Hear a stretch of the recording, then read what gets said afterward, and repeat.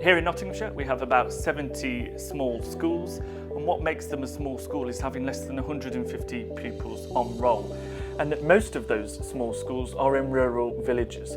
And small schools are really important to me as the Cabinet Member for Education and SEND, but also to the County Council and the communities where those small schools are, because quite often those small rural schools are the community hub of villages and towns across our county. We're really lucky with the families that we've got.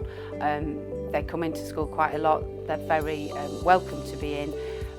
But we also have our summer fairs, Christmas fairs in the village hall so that the rest of the village can join in. During COVID we would sing and we'd have our carol service in the playground, which was lovely because then anybody passing could see.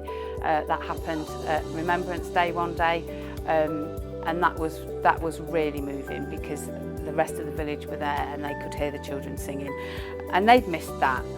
So that was really nice, and we're really close. We work very close as a church school with the church. And as the Cabinet Member for Education and SEND at Nottinghamshire County Council, I'm really passionate about keeping those schools open and helping them to be sustainable in the future, because as we know the birth rate is declining and that can impact the sustainability of those small schools. So we are launching a small schools strategy to help those schools become more sustainable going into the future. This document will be a really live document that governors can refer to in meetings with the head teacher to work through different issues of how to continue to be sustainable. The sustainability, I would say, the role of governors, it's very important that you work together. Yeah. It's a collaboration right through.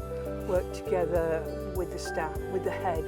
It's imperative to do this. And here we have joint training days, joint meetings to enable us all to have a view of each other and each other's roles. And one of the recommendations or advice and guidance in the strategy is encouraging small schools to work more collaboratively with other small local schools. By doing that you can become a federation. Here in Norwell that's exactly what they are doing. They're working in collaboration and federation with other small local schools to ensure that pupils have access to an enriched curriculum, whether that be joint sports clubs and football teams, etc. And it's working really well here in Norwell, and I've been speaking with the head teacher about that, and that is exactly what this document is to encourage others who may need to go down other lines of working together to do so. And we really hope this document encourages governing bodies right across the county to work together, collaborate, federate and do whatever is possible to keep these schools open in our villages and towns right across the county. Well, there are many benefits to collaboration, in particular in the current climate is financial, by supporting each other with things like bus trips, with things like swimming that can be really effective, using each other in terms of governance and helping each other in terms of governance, making sure that we have a wider view and a wider demographic of governors, which is really helpful and useful. So for us, federation has meant that we've gone to one governing body, and as a consequence of that we have a reduced number of meetings over the year. We normally have 3 a term, and that's cut it down to 6, which is much more manageable. And because staff come to those meetings as well, so that's workload on top of their daily workload. So that's been really good. We've got economies of scale. So when we're going out for contracts, for example, CPOMs, National College, we go as a federation and they give you a better price. We've got economies of scales when it comes to trips, residentials, shared workload. As a federation we've got shared workload, so we've got a shared office manager, shared business manager and shared subject leadership. But I think the key thing is enabling both schools to be sustainable.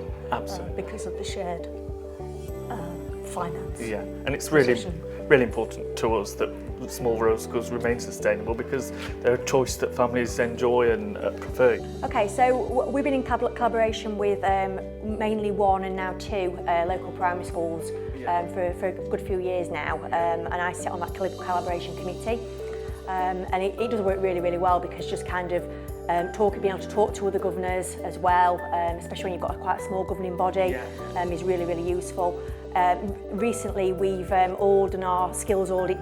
Well, it's all been done together at the same time, so those results have been collated both individually for each school, but then we've been able to actually look at any gaps across the whole collaboration.